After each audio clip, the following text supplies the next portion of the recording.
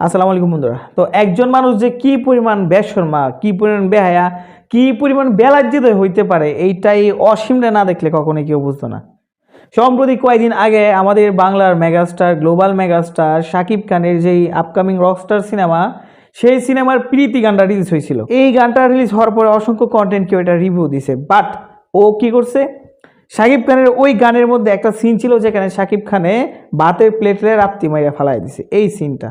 তো ও করছে কি, এই সিনটারে কেন্দ্র করে শাকিব খানরে যা তা খুশি সে বলছে, মুখে যা খুশি তা সে বলছে শাকিব খানরে। তো পরবর্তী সময় কি দেখলাম, গতকাল দেখতেছি এম রাইজের প্রোগ্রামে শাকিব খানের উপস্থিতি থেকে শুরু করে একবারে যাওয়া পর্যন্ত প্রত্যেকটা সময় ও মিনিটে মিনিটে শাকিব খানরে নিয়ে নাহলে 5টা পোস্ট করছে। এর কি লাজ শরম কিছু আছে? এ তো আপনার দৃষ্টান্ত স্থাপন করবে এই অসীম। এই অসীমরে বলছিলাম ওর যদি লজ্জা শরম থাকে তাহলে শাকিব খানরে নিয়ে ভিডিও না বানাইতে, অথচ সে একবারে বেহায়াপনার সর্বোচ্চ সীমা অঙ্গ লঙ্ঘন করে সে করলো কি, আবার শাকিব খানরে নিয়ে ভিডিও বানাইতেছে। তুই জানো শাকিব খানরে নিয়ে ভিডিও না বানাইলে তোর পেজে, তোর প্রোফাইলে ভিউ আসবে না, তোর ইউটিউবে ভিউ আসবে না, তাহলে কেন তুই শাকিব খানরে এইসব বলে শাকিব খানের ভক্তদের খেপাইলে? মানে ন্যূনতম কমন সেন্স যদি না থাকে তাহলে তোরে কে বলছে সাকিবরে নিয়ে কন্টেন্ট বানাইতে?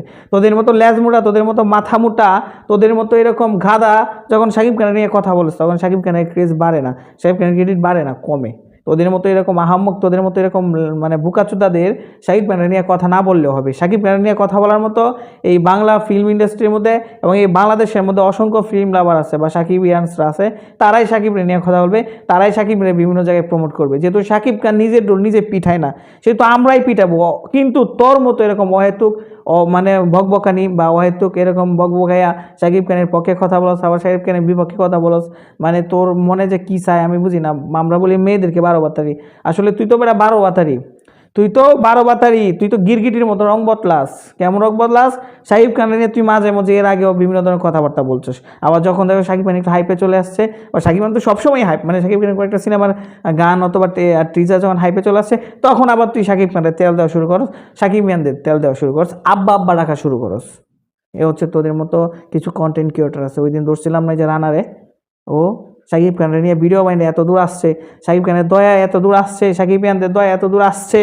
হ্যাঁ, নিজের তো কোনো ক্রিয়েটিভিটি নাই। সাকিব খানের নিয়ে যখন কেউ কথা বলে তখন সাকিব খানের নিয়ে যেহেতু কথা বলতে, সে কি বলতেছে না বলতেছে এটা বিষয় না, মাস্ট সাকিব নিয়ে তো কথা বলতেছে।